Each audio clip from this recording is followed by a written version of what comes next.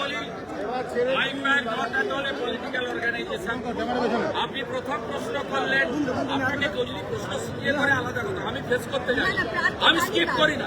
প্রথমে বললেন voter list আইপ্যাকে থাকবে কেন, এখন বলছেন প্রার্থী তালিকা আইপ্যাকে থাকবে কেন? দাদা মুখ্যমন্ত্রী প্রতীক জৈনকে বাঁচাতে গেলেন। দাদা মুখ্যমন্ত্রী প্রতীক জৈনকে স্বাস্থ্য খেয়াল রাখবেন।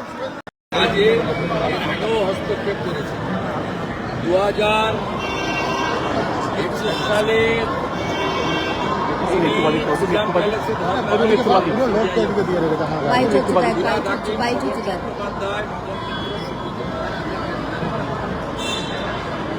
মুখ্যমন্ত্রী এর আগে রাজীব কুমারের বাড়িতে যখন রেড হয় সিবিআই, সেদিনে তিনি সিপিকে নিয়ে ধর্ণা দিয়েছিলেন কলকাতায়। স্বাভাবিকভাবে মুখ্যমন্ত্রী এই ধরনের কাজ সাংবিধানিক প্রতিষ্ঠানের সরাসরি কাজে হস্তক্ষেপ এবং তদন্তে বাধা দেয়। এটা একজন মুখ্যমন্ত্রী, তিনি শুধু রাজনৈতিক নেতা নেত্রী নন, প্রশাসনিক কর্তৃক নিন্দা জানাই। এবং ইডি নিশ্চয়ই তার ক্ষমতা বলে তারা তাদের মুখ্যমন্ত্রীর বিরুদ্ধেও ব্যবস্থা নেওয়া উচিত বলে আমার মনে হয়েছে।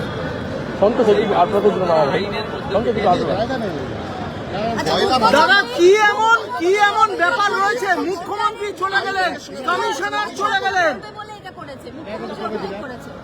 আইপ্যাক ভোটার লিস্ট থাকবে কেন? আইপ্যাক ভোটার লিস্ট মানে ভোটে যারা আপনি তো ভোটার লিস্ট আছে বলছেন। দাদা ভোটার লিস্ট থাকবে কেন? দাদা কি এমন? আমি তদন্ত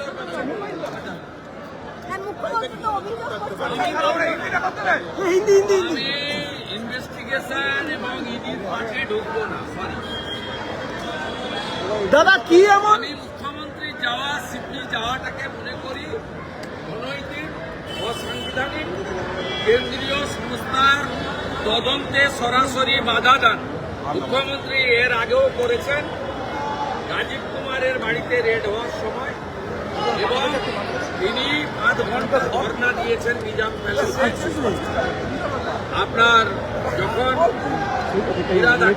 বেশ কয়েকজনকে গ্রেপ্তার করেছেন, এরা মুখ্যমন্ত্রীর অভ্যাসের মধ্যে পড়ে। রাজ্য সাংবিধানিক অধিকার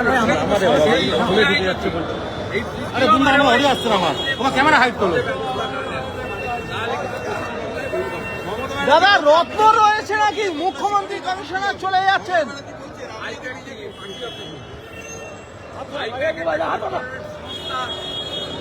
তাদের বিরুদ্ধে অভিযোগ আছে, তদন্ত করবে, তারা দেখিয়েছিল কাগজপত্র, তাদের রিটার্ন ফাইল সবকিছু পরিষ্কার আছে। পরিষ্কার থাকলে তো সবার অফিস বাড়ি তল্লাশি করে তো গ্রেপ্তার হয়, এমন তো নয়। করবে আমার বাড়িতে সিআইডি পাঠিয়েছিলেন, আমার প্রবীণ বাবা মাকে হত্যা করেছেন, সিআইডি পাঠিয়ে 3 বার। আমি তো সিআইডির কাছ থেকে ভোটাও নিয়ে মারতে গেছিলাম। গ্রামের এমএলএ অফিসে আসামি সার্চ ওয়ারেন্ট ছাড়া তছনছ করেছে অফিস। মুখ্যমন্ত্রীর মুখে এগুলো মানায় না। মুখ্যমন্ত্রী আমি চ্যালেঞ্জ করলাম, বিজেপি কেন যে কোনো লোকের বাড়িতে পাঠিয়ে দেখুন, পাঠিয়ে দেখুন পার্থ চ্যাটার্জির কচি বান্ধবী অর্পিতার মতো 51 কোটি টাকা কারো বাড়িতে পাবে না।